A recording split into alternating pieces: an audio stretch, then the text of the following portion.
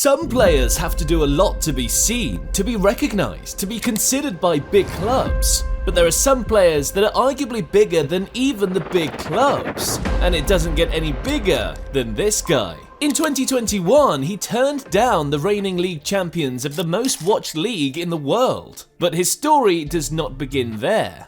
We need to go back to the beginning. Cristiano Ronaldo's story is one for the ages. He would not have been a footballer if fate had its way, but as it turns out, Ronaldo was bigger than fate. Willing his way into starting his football career, his talent was blatantly obvious from day one, and the arrogance he played with even as a kid made you love him if you were on his side, or hate him if he was playing against you. He was a beast. It was his arrogance and strong belief in his talent that led him to leave home for Sporting Lisbon's academy at the age of 12, which was just the beginning. A skinny teenager with mesmerizing footwork and speed, Ronaldo started to gain attention from all over Europe with his talent, with clubs from all the European big leagues sending scouts to Portugal to watch him play firsthand. But as it would turn out, Sir Alex Ferguson and Manchester United couldn't take their eyes off Ronaldo after he took the shins off John O'Shea in a pre-season friendly in an audition that changed the course of his career forever. Sir Alex Ferguson could not even get mad at the destruction that Ronaldo did to his team because he was impressed and knew that he could not let any other European heavyweight have this cheat code. It was said that Ferguson stayed behind after the match, saying he would not leave without getting a yes from Ronaldo. Putting in so much effort, I'd bet even Ronaldo couldn't say no. And it was not before long that Ronaldo and Manchester United were a match. With a fee of £12.25 million, the young Portuguese trickster became the most expensive teenager in the Premier League history at the time, stepping into the Premier League in typical Ronaldo fashion, record-breaking. Ronaldo experienced a rapid learning curve during his first few months at Old Trafford. He was an entertainer, but he knew that he had to adapt his natural flair into effectiveness on the pitch. And this was something that worked on earnestly. Initially, both his teammates and even the fans were excited with the stepovers and showboating Ronaldo pulled off, but pretty soon they wanted more. Some senior players on the team even shouted at Ronaldo because of his lack of end product in the final third.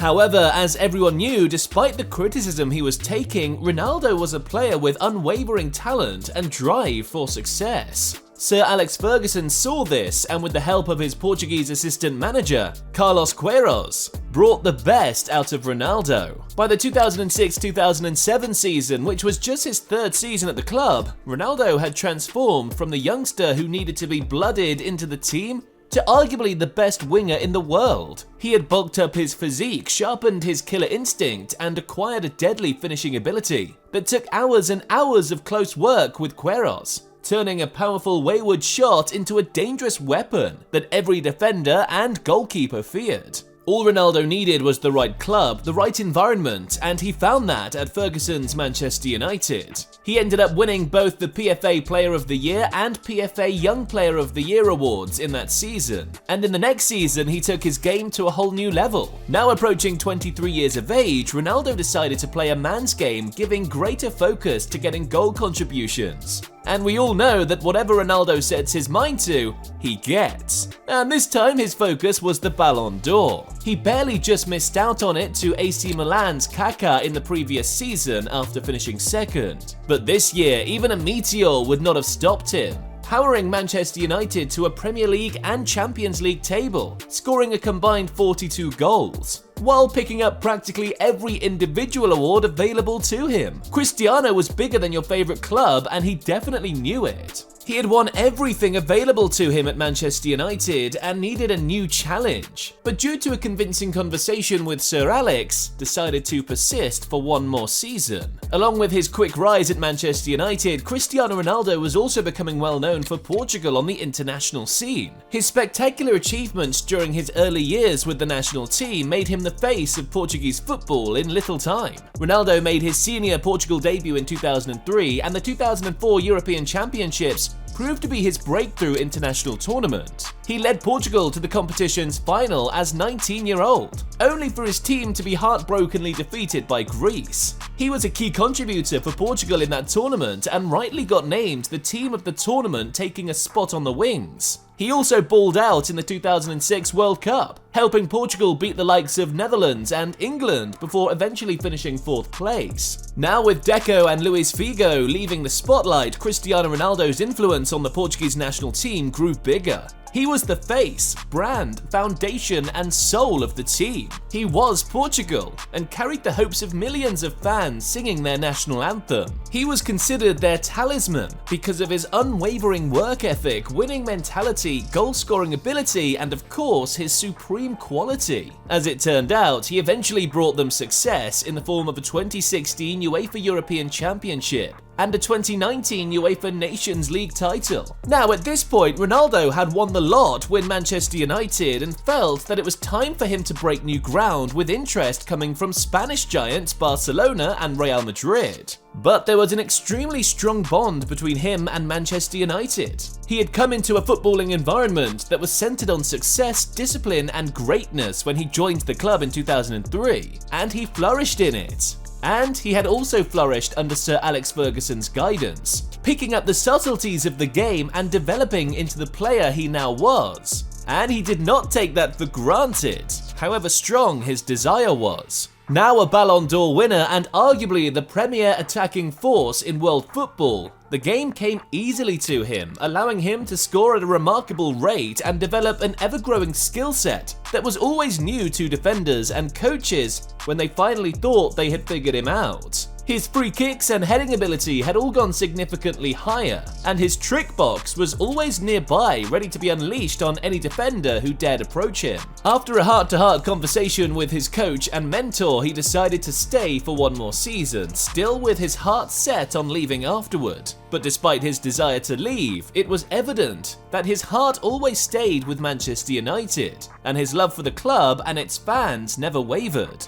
CR7 would always look back on his time at bad weather Manchester fondly, remembering the place he grew up and became the player and man he would become. After his final season at Manchester United unfolded, he had a choice to make. Which club would he join when Real Madrid showed their concrete interest? There was only one club on his mind. Ronaldo was to become a Galactico. With a then world record transfer fee, Ronaldo swapped Manchester for sunny Madrid, joining one of the most illustrious football clubs in the history of the game. The £80 million transfer to Real Madrid eclipsed the £65 million paid by Madrid for Kaká earlier that summer, breaking the previous record. Ronaldo's career was expected to take a new turn with this move, turning him from a Premier League standout into an even bigger worldwide sensation. Pretty sure you're enjoying the lead up to Ronaldo's success so far, but even with that, you still haven't subscribed to Mr. Football yet. Click that button now to never miss out on any of the action. Ronaldo nearly scored a goal every game during his trophyless first season at Real Madrid, finishing with 33 goals in 35 appearances across all competitions. But in his second season, he made even more waves after taking his famous number 7 shirt from departing legend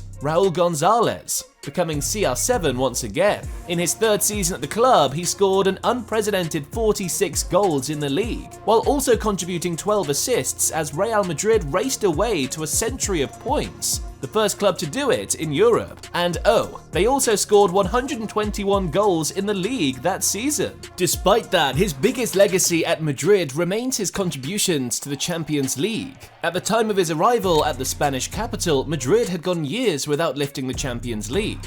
In fact, it was more than that. They'd suffered consecutive round of 16 knockout exits in the competition. Ronaldo was supposed to be the guy to change all that. With the 2014 final held in his nation's capital, Lisbon, you just knew that Ronaldo was on one that way.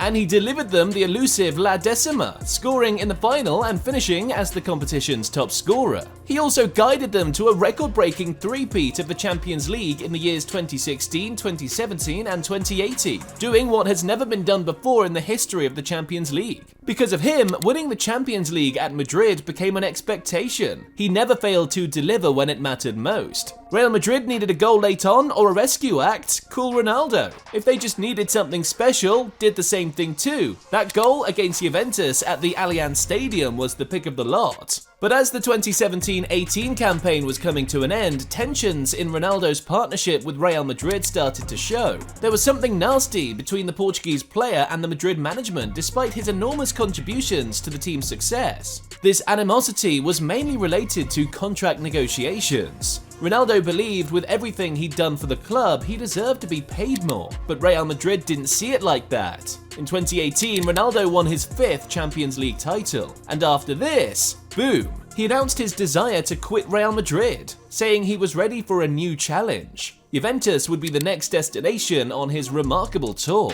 But nonetheless, Ronaldo was leaving Madrid as its surefire greatest player of all time, as well as the Champions Leagues. He finished as the all-time top scorer for Real Madrid after amassing an incredible 450 goals in 438 games throughout his 9 seasons with the team, averaging 50 goals a season. His scoring prowess in La Liga and the Champions League was extraordinary, and his rivalry with Lionel Messi defined an era where you had to pick sides. When Cristiano Ronaldo joined Juventus in 2018, the football community was rocked. The Portuguese player was brought to Turin by the Italian powerhouse for €100 million, with the hope that his presence would help the team win the Champions League. You see, the old lady had gone close twice in recent seasons, but they lost on both occasions to Spanish opposition. First in 2015 to Barcelona, then in 2017 to Ronaldo's Real Madrid. But what they had not thought of was that they needed to strengthen other areas of their team.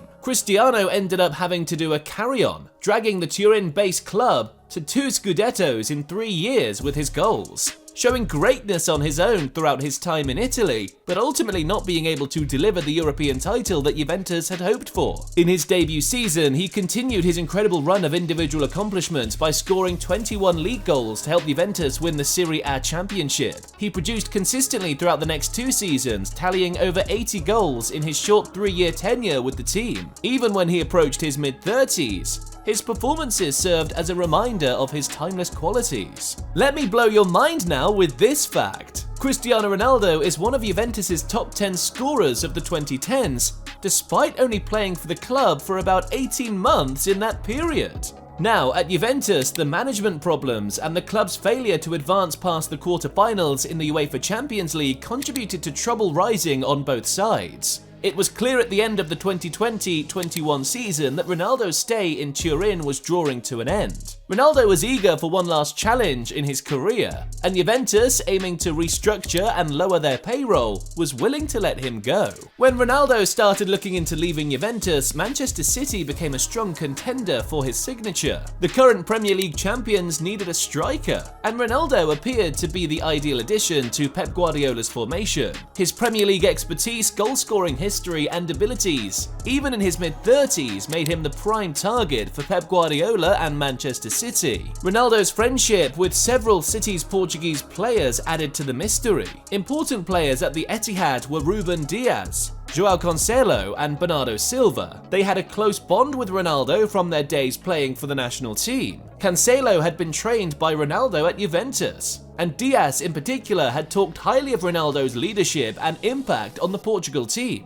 The idea of Ronaldo playing alongside his fellow Portuguese teammates in Manchester was like a dream, and for a split second, it appeared as though the deal was almost finalized. It was claimed that City was prepared to extend a 2-year contract to Ronaldo, and negotiations were moving forward swiftly between the team, Ronaldo's representation, and Juventus. Football fans all throughout the world were stunned by the prospect of Ronaldo wearing the sky blue of Manchester City as the transfer drama developed. Just thinking about it was already mind-blowing. Although Ronaldo's strong ties to Manchester United made the idea of playing for Pep Guardiola and spearheading City's attack insane, the transfer felt odd. But everything seemed possible in the fast-moving world of football transactions, until all of a sudden Manchester United moved in. Following reports of City's advanced talks with Ronaldo, Sir Alex Ferguson, the legendary United manager, reportedly got involved and gave his former player a personal call.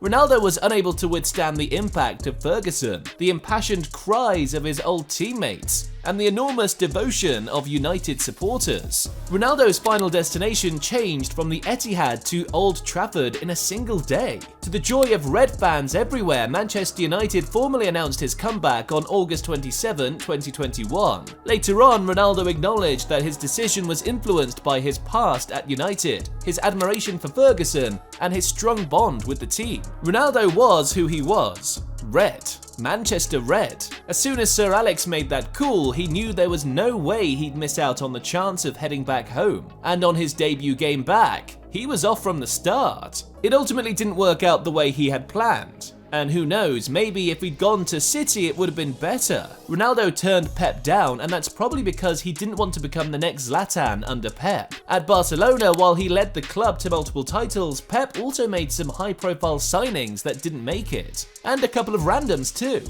Click the next video to see how all 17 of Pep's signings at Barcelona worked out.